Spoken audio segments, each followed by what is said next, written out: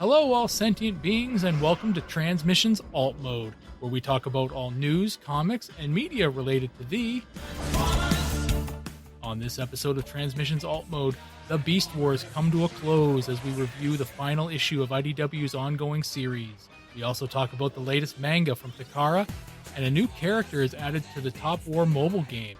Today is Friday, August 5th, 2022, and this is episode 297, Transmissions Alt Mode.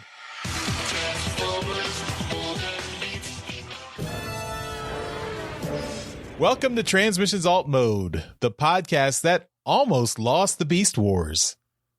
I'm your host, Charles, aka Big C, and I'm joined by the excellent Transmissions team. Jeremy, aka Yakko. Hey, how's it going? Scott, the illustrious Dr. Pants. The Beast Wars may be over, but it will always continue in my heart. And Daryl, the Cybertronian Beast. Hey, I'm ready. Let's do this. I'm ready to talk some toys. No, not my. I'm late. Say the line. I'm late, aren't I? Oh, right. Nothing but just a line monkey. Let's talk Transformers. You know, Daryl, if you're unhappy in your position, we've got a perfectly good replacement right here that can do that job. I listened to the last episode. It's far from perfectly good. Yeah, I'm like, what's the At least best way 60% Great value, good. Cybertronian Beast. Yeah, I'm great value Cybertronian Beast. Or I'm the impossible Whopper to Daryl's Whopper. Like, it's kind of a Whopper, but you know it's not right. Does that mean you're more spicy than me? Is the Impossible Whopper spicy? I don't know. No, it's made of fake meat. Oh, yes. That I get the joke now. You're fake.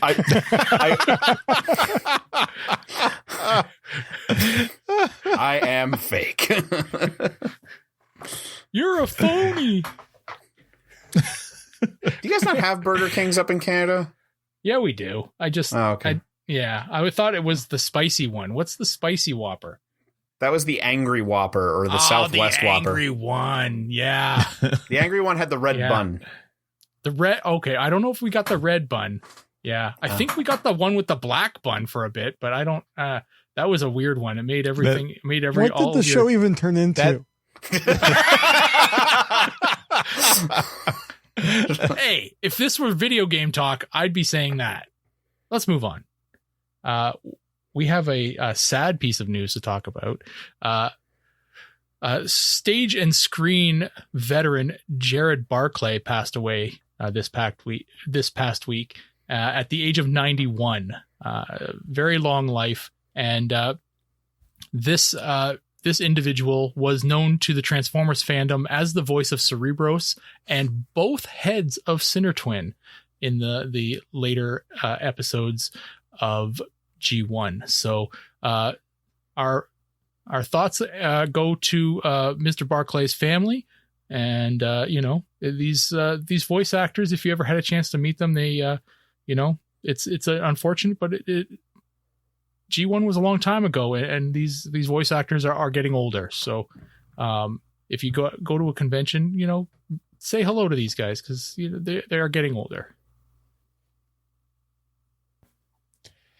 Yeah, our condolences. I mean, 91 is a life well lived, so I think I'd say so. And just looking at everything he had done, he had an incredible career. So yeah, awesome. All right, well, let's get into alt mode now. Of course, we start off the show by thanking our Donatreons, those lovely people who support us on Patreon and PayPal. Thank you all so much for the support and continuing to help us out, help keep the show going. We really appreciate that. And as part of the perks of being a Donatreon, we want to direct you to some of our bonus content that includes the bonus early uncut versions of our Transformers live play RPG podcast, Empire of Rust. And this week or this coming week, we'll have episode 82, Carapace in the Mist. And that's exclusive to Donatrons. Will be out on Monday, August 8th. So the regular episode of episode 82 will be out on the following week, August 15th. So you get it a week early and get it completely unedited with all the bonus content left in there. So and that's exclusive to our Donatrons. Thank you for continuing to support us. And if you got some more listening time in your calendar this week, Jeremy was on Better Podcasting. So check out a deep dive into Jeremy's podcasting career. Jeremy, why don't you tell us a little bit more about that? Yeah, this was where I talked with SP from Better Podcasting about like I said, my podcasting career, but also just our show, the foundations of our show, and kind of what we're looking at as we are now, 2 more shows before episode 500 or episode 300 of Alt Mode. And it's pretty impressive. So just looking back at the 9 years I've had podcasting, and then kind of some of the things that we're looking at with both of our shows about like what's working and what's not working, kind of you can get a little bit of the behind the scenes of what we've been talking about among ourselves. And it was a fun time, and I recommend checking it out. And if you ever want to know kind of what podcasters talk about when they get with other podcasters, it's just all about ourselves. That's all we care about. So it's a great time for if you want to hear me talk about me. Yeesh, what an ego. I was invited, so it's a lot of fun. SP's a great guy, and it's always great talking with him. All right, we'll have links in the show notes both to the YouTube video and the audio podcast version, so check it out. Okay, let's jump into the show, starting off with some comics news. So we have some manga coming from Japan. These are pack-ins with the Generation Selects. Was it Leo, like Nemesis Leo Convoy, basically? This is Masterpiece. And there's Masterpiece. Sorry, Masterpiece. Yeah. Nemesis Leo Convoy. So basically the Masterpiece Leo Convoy done in a black deco, and this is the evil Leo Convoy, and we've got manga accompanying this. So a 2-part manga. The first part has been translated into English. The second part has not yet, but probably will be very soon. So you can check these out on the links on TFW 2005. Takara is always good about putting up some bonus content with the figures they release in Japan. So, you can check out all the interesting story bits they put together for these manga that are accompanying their figures. So it's a neat little bonus package there. And no other news on the comics front. We still do not have any information on where the Transformers license is going. And IDW is getting increasingly quieter as the year winds down. So stay tuned. We'll keep looking, keep listening, and see what we can find. But so far, nothing yet. The solicitations are into October now, right? Yeah. Yes. Yeah. This is getting tight. So we have coming up C2B2 in, what is it? Did it just happen or is it about to happen? And August 5th through 7th. So that's about to happen. And then after that, it's New York Comic Con's next big show. So I would expect news more likely at New York Comic Con than anything else. Yeah. All right. Well, we're waiting. Okay. Well, let's jump into our comic review.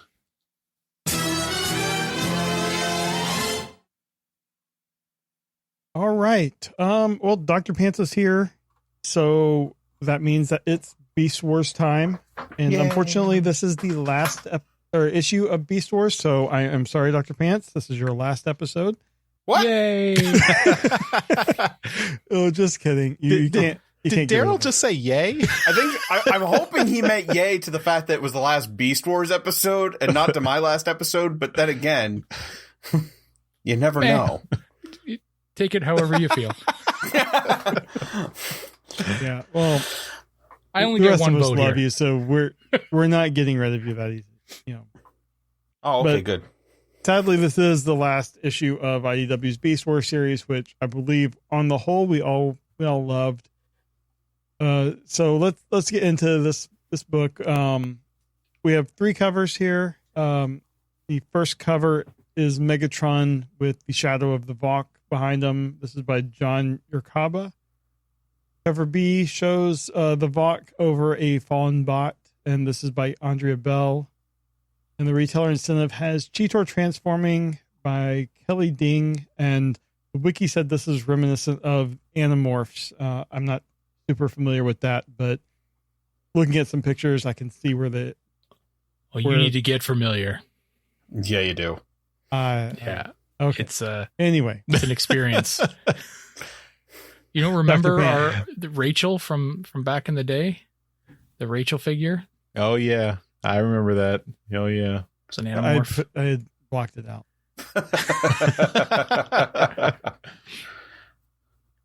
Anyway, Dr. Pants, which one of the 3 is your favorite this week? Definitely it's cover A. I think that looks the best, but I will say I got a little smile on my face when I looked at the retailer incentive cover because I was like, oh, it's Animorphs. That's so cool. Especially because, they're animals and there was a Transformers line that was Animorphs and it's just, it hit the little nostalgia thing in me. But no, cover A, I love the shadow with the Vok in the shadow there. And Megatron looks really, really great. I kind of like the texturing they did on the dinosaur skin. It just looks really cool. So cover A. That's the one I'm going to go with. All right, cool. Daryl, how about you? I am going to second Dr. Pants and take cover A. It is the one that I bought, and I just like the layout of it. At the time, I actually didn't realize that the shadow was the Vok, and then I just kind of saw it right now. So I just like the way that the Megatron kind of looked, and then the background being this Vok, imagery. I really like the layout of it. So yeah, the fact that it ends up looking, and it is his shadow, I just like it even more now. So yeah, this is the one I bought, and yeah, I like it a lot. Well, I didn't realize it when I wrote the review earlier today. It was just when I was looking at it just now, I'm like, oh, that's a shadow. So I said it. So, but I wasn't the only one. Charles, how about you? I am going to second Daryl and third Dr. Pants and pick cover A. So yeah, I think that's clearly the winner here. I do like the composition of that cover, and yeah, it looks really cool with the Vok being cast, the Megatron casting his shadow of the Vok. That's a cool image there.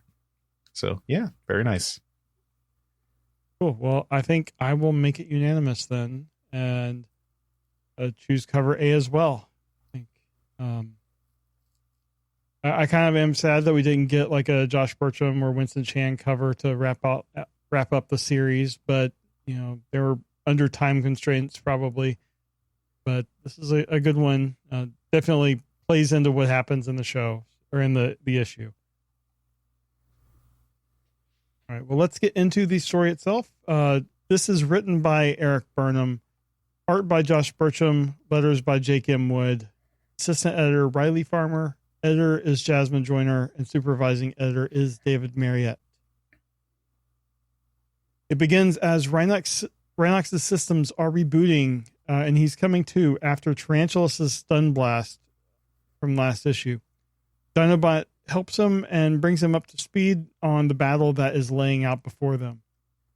While they were out, Dinobot heard Scorponok sending a message to Optimus Primal warning of the attack and that the Vok were going to have some reinforcements.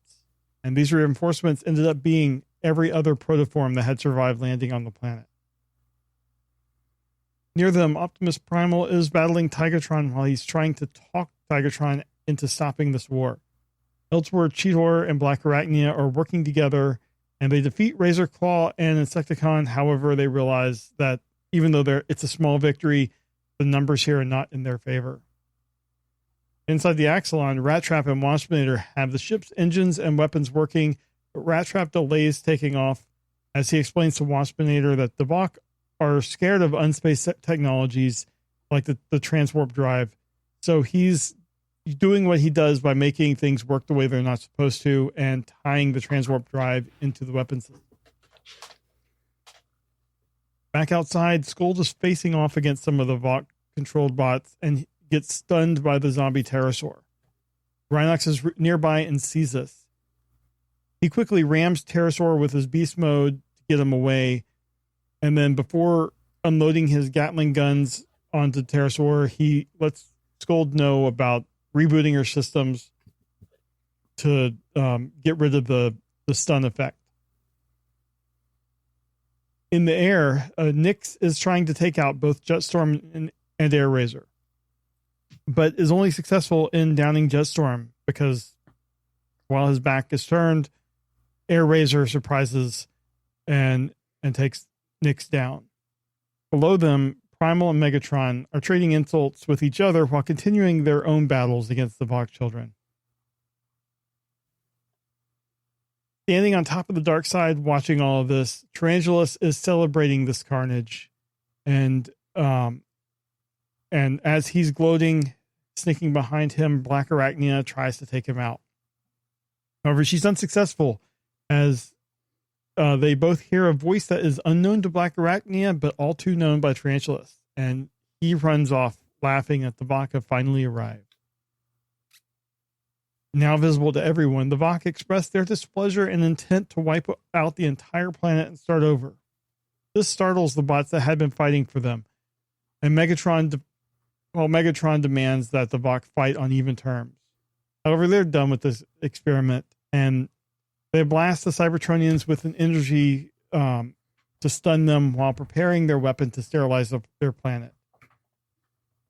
As they do this, though, they realize that a ship is coming and surprises them. Before they realize it, the Vok known as Pakak is destroyed, and the remaining two Vok panic before they suffer the same fate. The threat is gone, thanks to the Axelon and Rat Trap's weapons, and Tigatron now realizes that he can no longer feel the Vok's presence. They are truly gone. Primal tries once again to get Tigatron on his side, but he's countered with an offer that they leave the Vok children alone, and Tigatron and this faction will leave them alone as well. However, Megatron has no intent on leaving Optimus alone and takes this moment to sneak attack. This is a quick attack, though, as another blast from the Axelon hits Megatron and makes him disappear. Primal is incensed as it appears that Megatron has just been incinerated, but Rat Trap reassures him that since he's not an energy-based being, Megatron will just reappear a few cycles from now after they're gone. He thinks. Probably. Optimus then reaches out to the other Predacons with an offer of extending the truce, but they decline. Now under the command of Black Arachnia, she says that they'd be crazy to go back to Cybertron and face trial. Dinobot confirms that this is what they would have to, or Dinobot confirms that they would have to all take the fall, especially without Megatron returning. So Optimus suggests that they work together to find Megatron, but that's also turned down. The Axelon then leaves, and the Predacons start thinking about how to repair the dark side. In an epilogue, 114 cycles later, Megatron rematerializes in an empty cave on this same planet. He realizes the opportunity that now stands before him, and he leaves to plan out how to regain his power and defeat the Maximals. The end. So this is wrapping up so much. We don't really get a lot of time with any of the characters, but I really enjoyed it. I thought the fights were fun. The team ups were fun. Having Megatron and Optimus Primal, as they're fighting their own people, they're still kind of trading verbal barbs with each other. The writing in the series has been great. I thought Josh did a great job with the art, and I'm really sad that the series is coming to an end, because this, I think I didn't really put a lot of stock in the series when it began, just because we haven't had a lot of really good Beast Wars comics. There's been a few here and there, but on the whole, they've all just been at most okay. But this series has been excellent, like start to finish, and I'm really going to miss it. So, I'm just going to leave it there. I really enjoyed it, but it was a quick read because of mainly just action, but they had a lot to wrap up, and I feel like they did, as good as they can with what they had. They were able to wrap it up. So, Daryl, you're the number one Beast Wars fan on the podcast. So what was your thought on this wrap up? I like the way that the fight was laid out. I thought it was a very well choreographed fight. I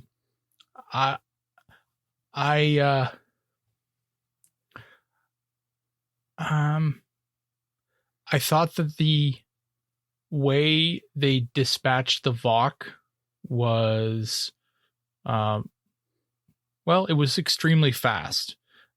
I think, this book probably was I assume it was told to wrap up really quickly. And this is, I would have hoped that they would have done it over a couple issues. But it looks like IDW may have said, like, you've got one issue, wrap it up. Right, I think so. I feel like this is like a year's worth of stories that they were cramming resolutions into this. Yeah, and it's not even an oversized issue. It's just a normal sized issue. So you're getting a lot of just the ends, just the tail ends of a storylines that, and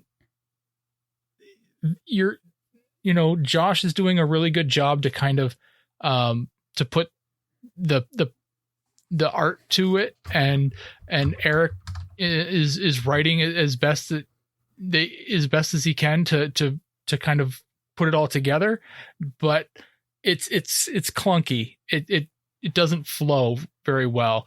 I think that if you read it as one issue, it probably is okay. But if you're trying to read this series as a whole, you're like, well, that was an abrupt stop.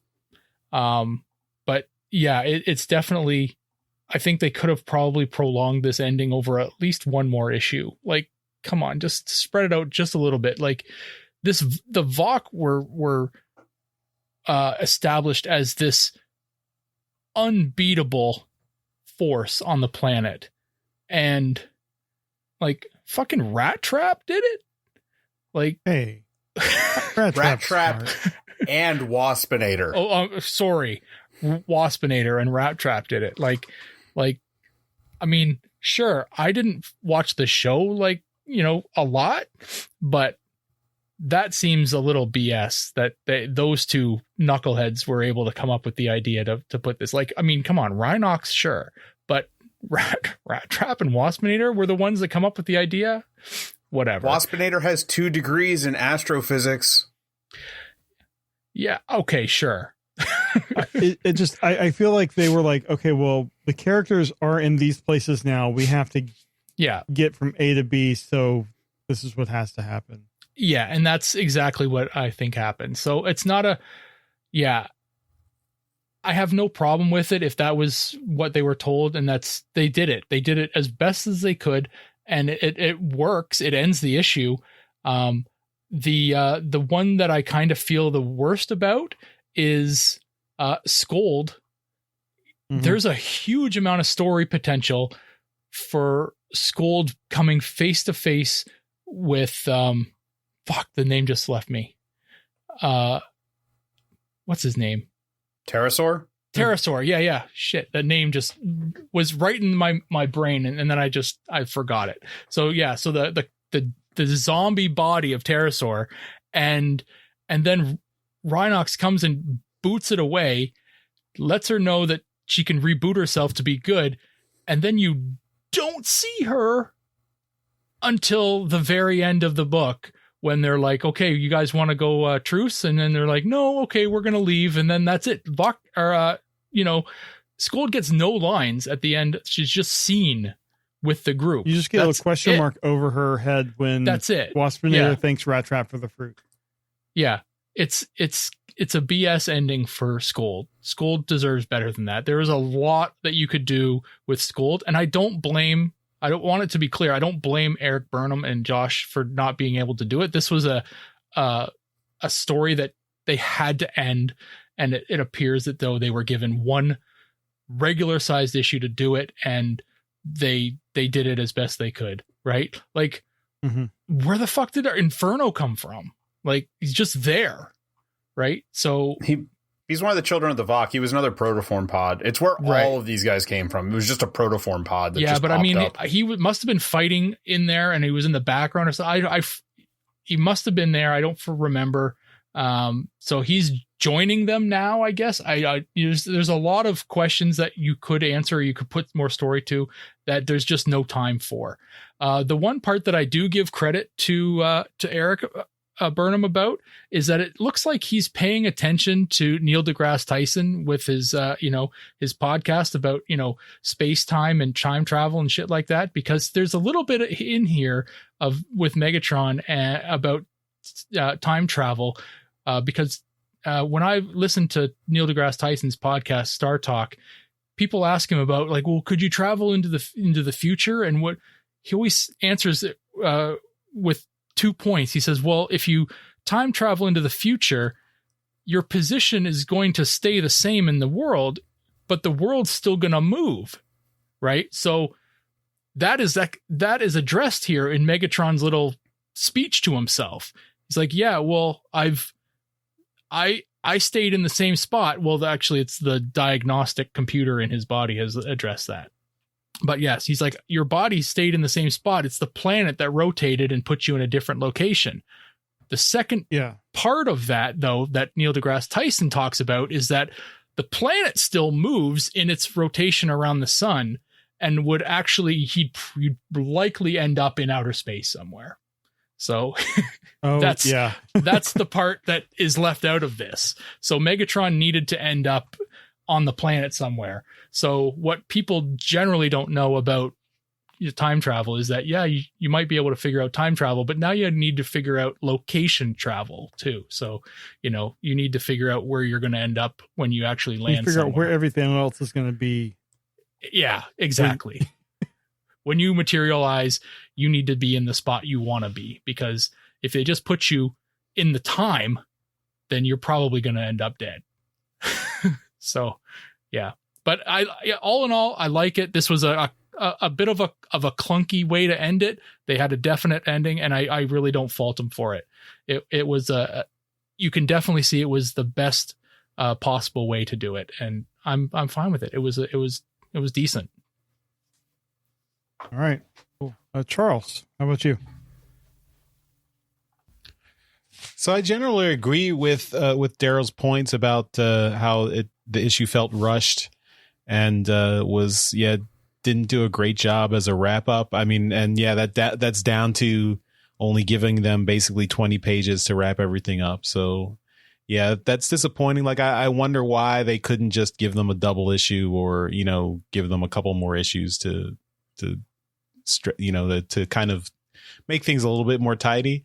But I did appreciate in the back Eric listing like all the plans he did have for the Beast Wars book, and it sounded really cool. Like it's unfortunate things got cut short, but it sounded like he had a lot of cool ideas, and it could have gone on for a lot longer.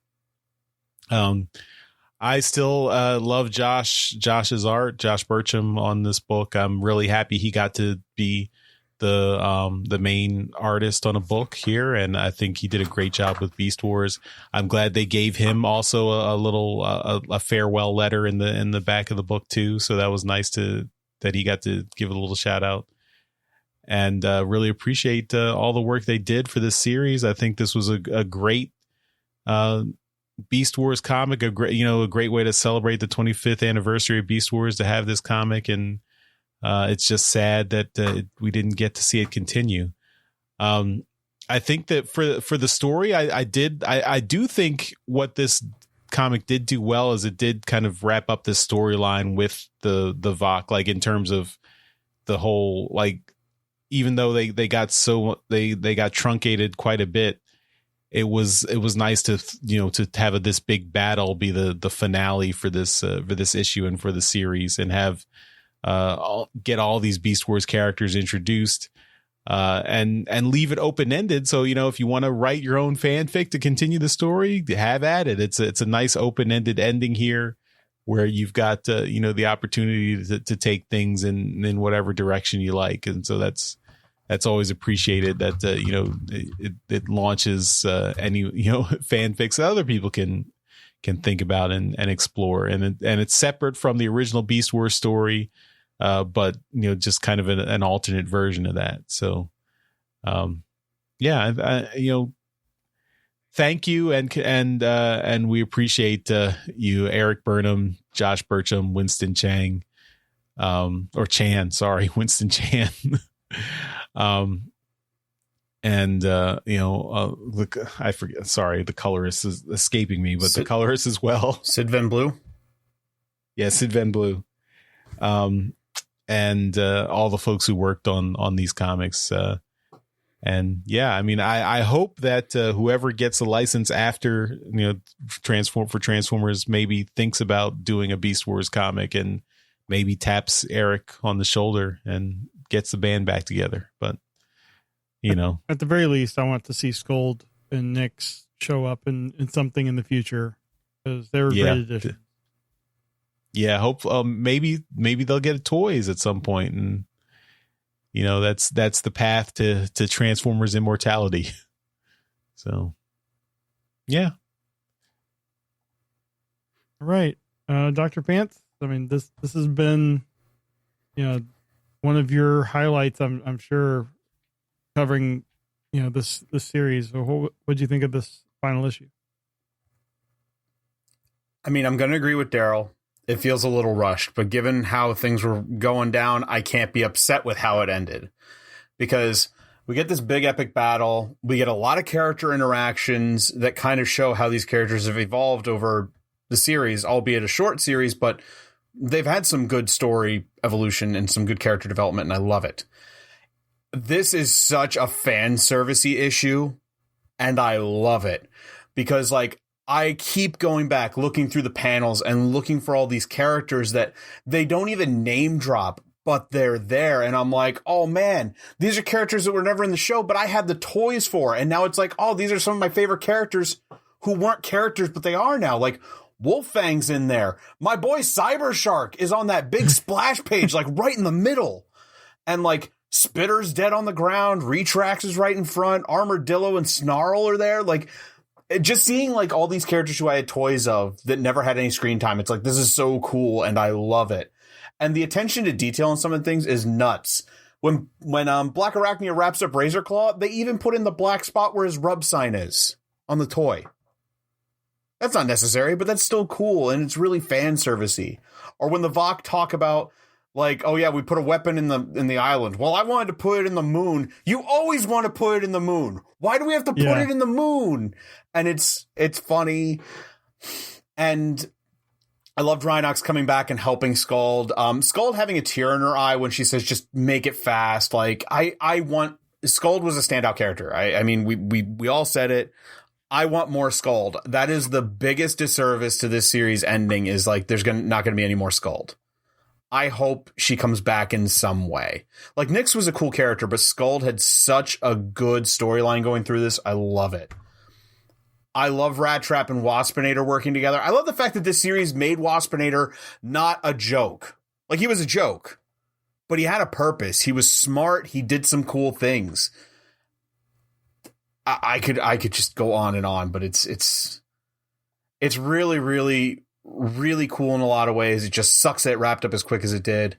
I love that it did Tigertron a really good job in the end, where he's like, I just want to be left alone to like be on this planet. That's what Tigertron was like in the series. He just wanted to be out in nature. So it's not the same Tigertron, but I love the Predacon staying back because they're like, we're gonna go to trial and stuff, and like they're gonna throw us in jail pretty much. Like we're gonna do our own thing. And the one thing I'll bring up that I don't think anybody else mentioned, when Megatron teleports into that cave, the very last panel, is that the arc in the wall in the very last panel and a reflection of it in the pool in the bottom? I think the wiki page suggested it was Protoform X, I think, or was that in the ideas that they had? I think it's in the ideas they had. Oh, then I'm not sure because, yeah, that there's something mechanical in the wall there, and because it looks the like the wiki does suggest that it's Protoform X, that it's the stasis pod for Protoform X. Oh, really? Okay. I wasn't sure. I thought maybe they put him in like, inside, was it Mount St. Hilary? Is that the name of the mountain? I always want to say Mount St. Helens, but it's like, it's not a real mountain. I thought maybe that's why they did it, because like that was the point of the show. Like Megatron wanted to find the Ark and ruin history, and this whole, traveling through time, you're not in the right location, but it conveniently put him here. And between that and the Predacon staying on Earth / using the island, and the Children of the Vox staying on the planet, like it does leave everything open that if something could happen in the future, if somebody could pick it up and continue it, there's stuff there. I mean, we got an ending to the story. It's great, but there's at least something left open that somebody could finish.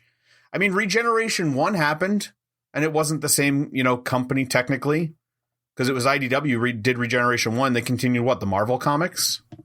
Yeah. Yep. So bring Eric and Josh back on this book. Bring Winston, Sid, everybody. Bring them all back when they get when they go to the new license, and just finish it. Do more. Don't even finish it. Just give me like 100 issues of this. You know what? Okay, I'll be reasonable. 50. Give me 50 more issues of this. That's more reasonable. I want more. It was such a good run. I'm not a big comic book person. I read a lot in the past. I don't anymore, but like I would read this every month if it kept going. I love this. I looked forward to getting it. I looked forward to reading it. It was such a good read. And like, if you like Beast Wars at all, if you like Transformers, just read it. I think they did a really, really good job. Read the whole thing. I'm going to go cry now. Well, I mean, we'll wait till after the show. Okay. But, I mean, that is it for the comic review. I think we're all kind of sad that this era is ending in the comics in general. But, hopefully we'll have an announcement soon for what the future holds. But until then, that's all we got. All right, and let's move on to Transformers Media News.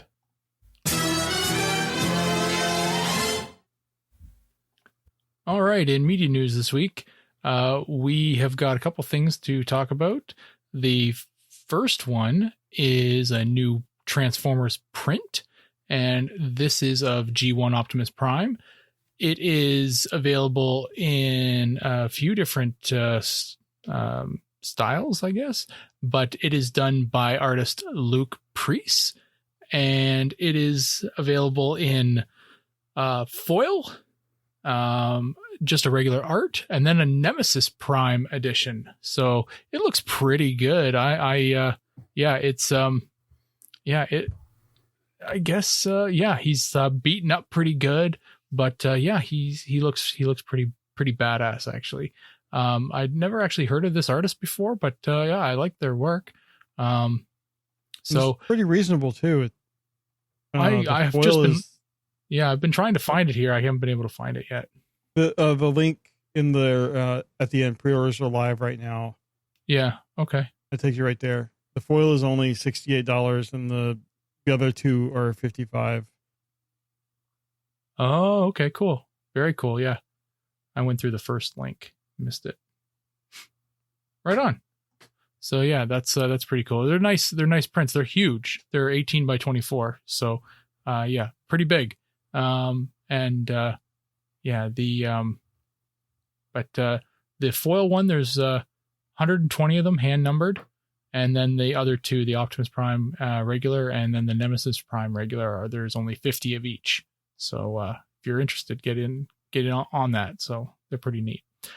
And lastly, there's another a new character is being revealed for that Transformers and Top War crossover. So if you are playing that, be ready to you be able to use a new character, and it is Sea Spray.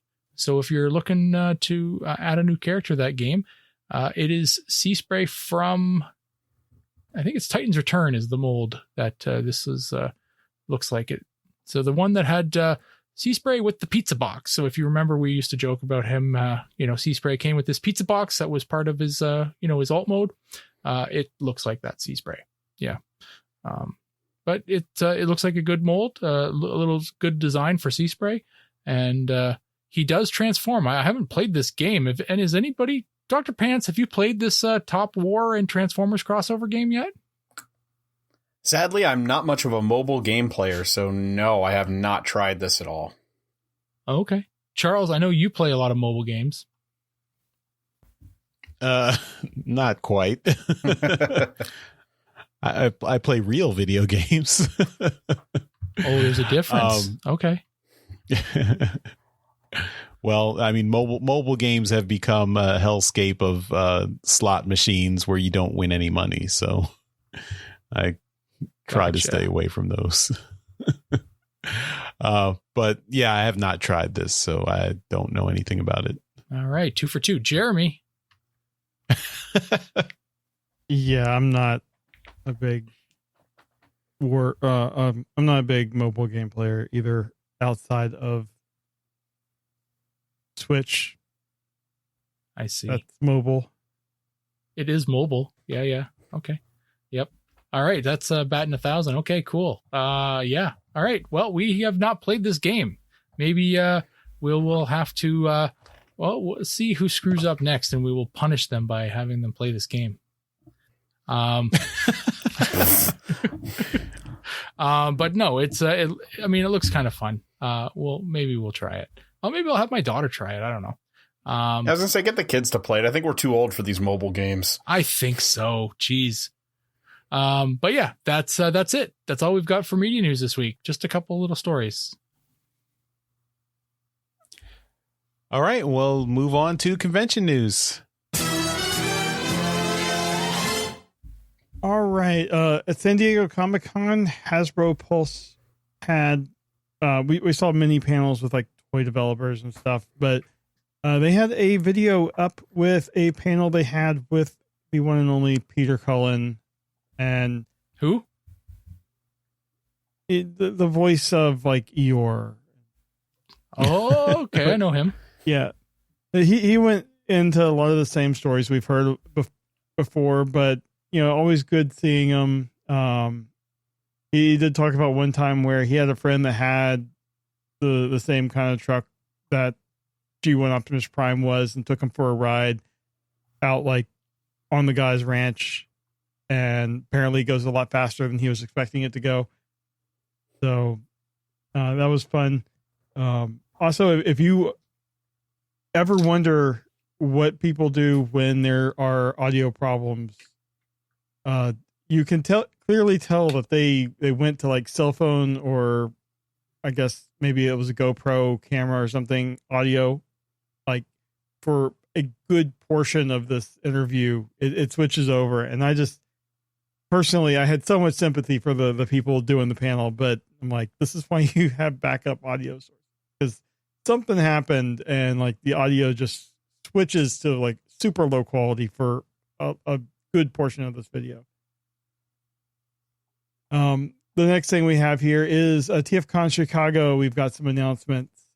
First one is Paul Eiding, the voice of G1 Perceptor and Quintesson.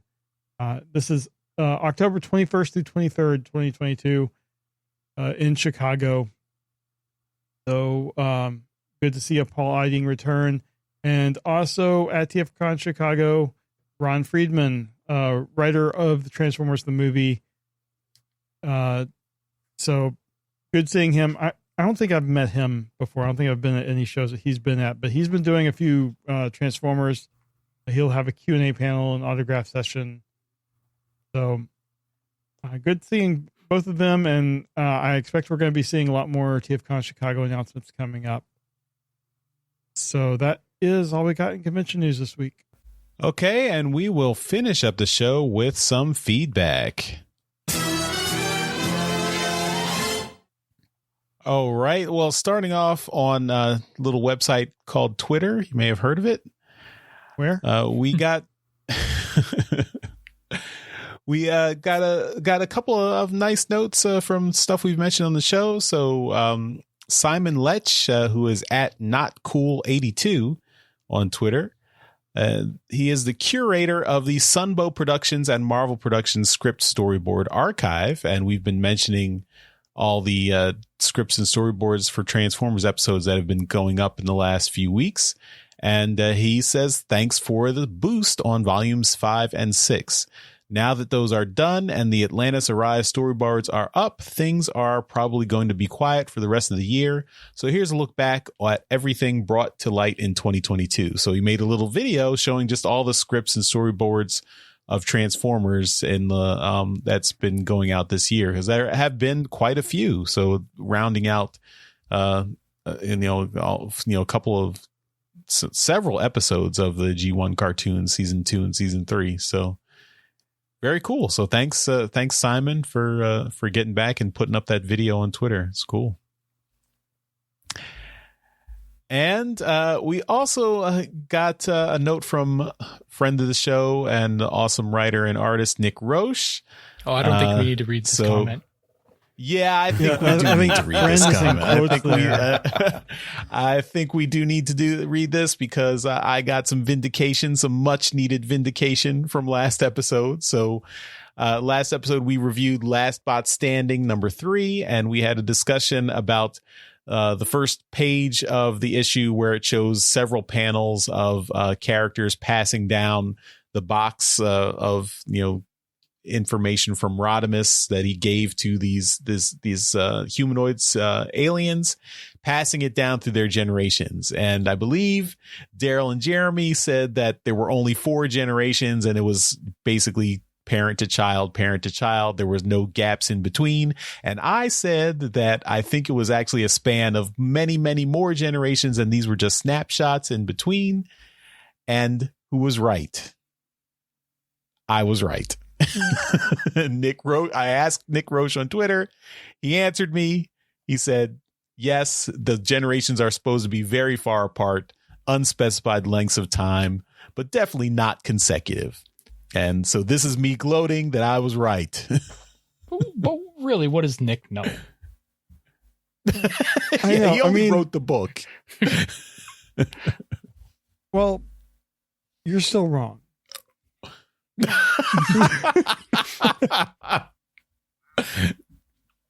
So we've entered Trumpian levels of denial here. Oh, okay. No, that's an insult I just can't take. Charles just crossed a line.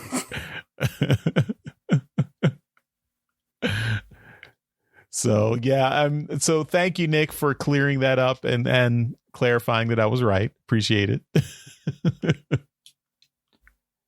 You are dead to me, Nick. So enjoy.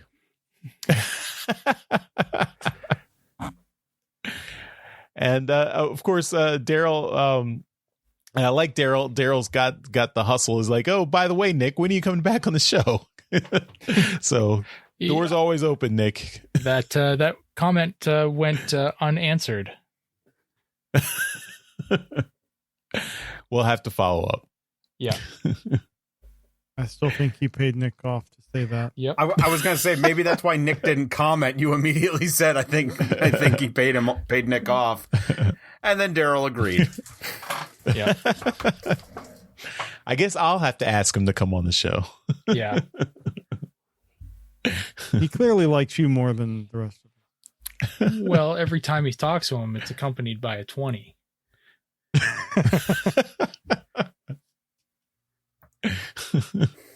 So that's what Charles... Wait, who's paying who off? Is Nick paying Charles off, or is Charles paying Nick off? I don't know. Nick has no incentive to pay me anything. There's no reason. There's no reason you admit for you're paying him off. Exactly. No, I'm not. No, There's no. Yeah. Conscience weighs heavy, Charles.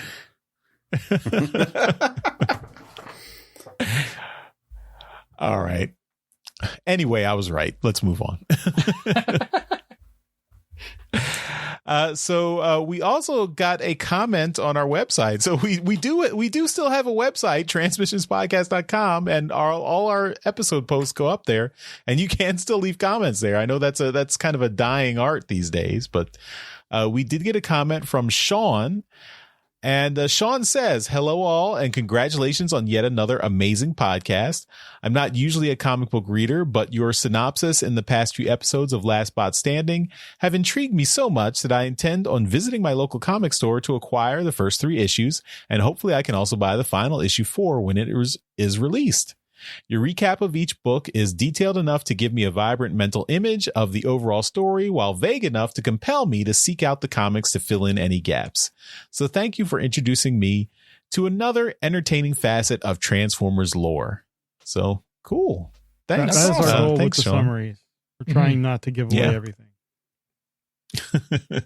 Yeah, I mean, that's because we're not trying to, take away your enjoyment of the comic or replace, reading or enjoying the comic itself. It's more to give people context for those people who don't have access to the comic, so they can at least follow along with the discussion. So, I'm glad it's working. Mm-hmm.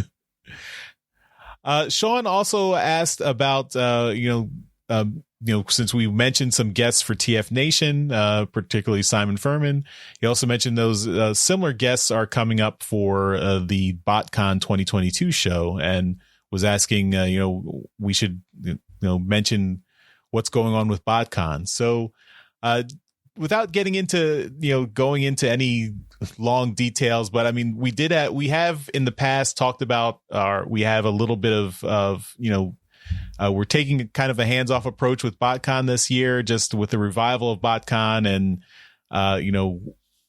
you can Google some of the controversies going on and who's working with BotCon and whatever. So we haven't really been focusing on BotCon, and we're just taking a wait and see approach to see how the show goes this year, and then looking at going forward what's happening with BotCon in the future. So we wish BotCon all the best, and for a successful show this year, and then we'll see going forward how they do. So, but yeah, that's just why we haven't mentioned what's going on with BotCon. But that is coming up at the end of August, so you guys can check that out, of course. And if anyone does get a chance to go out there, let us know how the show went and what you thought of it. So. That'll go a long way too. Just hearing people's experiences firsthand. But we just, one way or the other, we would be involved in the more drama stuff, and we just want to stay out of it completely. Mm-hmm.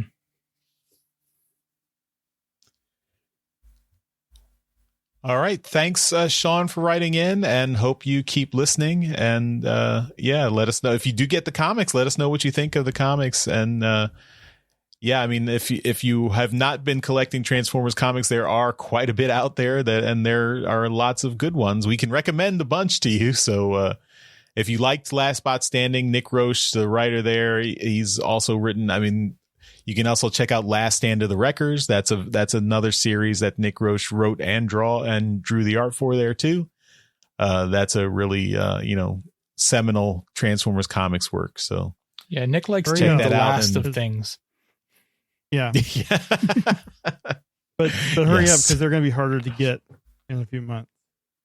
Oh, yeah. With IDW losing the license, the Transformers license, we might, there might be difficulty in getting all those comics, but you've still got a few months. So, all right. Well, that takes us to the end of this episode of Transmissions Alt Mode. Thanks, everyone, for listening. As always, we end each show by giving a shout out to our masterpiece donatrons. So thank you so much to John 4X Levengood and Demon Tech 82. We really appreciate you guys continuing to support the show at our highest level on Patreon, which is why we give you a shout out in every episode. And Dr. Pants, thanks again for hanging out with us this week. Why don't you tell everyone where they can find you and your stuff online? Well, thank you again for having me. It's always a blast to be here talking Transformers with you guys.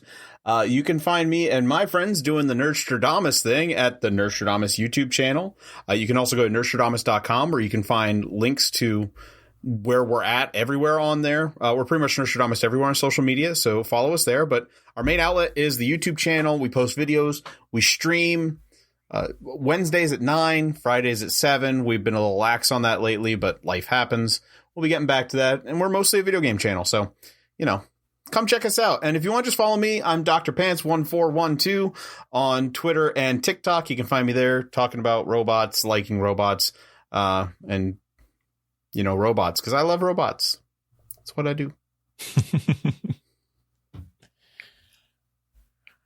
All right, everyone. Thanks again for listening, and we will see you next time.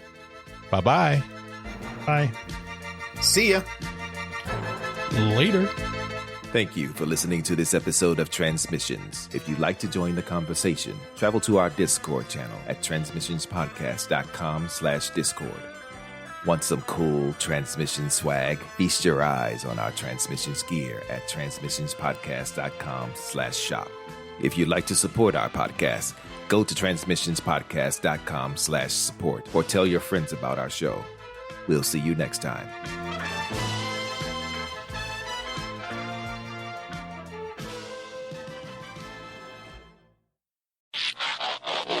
So let's talk Whoppers for a minute here. What do you think? What are your thoughts on the Junior Whopper? Is it good enough? I think it's a good little burger. No, When you want a snack, I mean, it's cheaper and it fills the Whopper void. Okay. Daryl, you've got an announcement to make, so wrap up the Whopper talk. this is getting cut out anyway. It's pretty grim. I want to delay that for as long as I can. Whoppers are great, but not every day. Don't eat a Whopper every day. That's no good. It's no good for your health.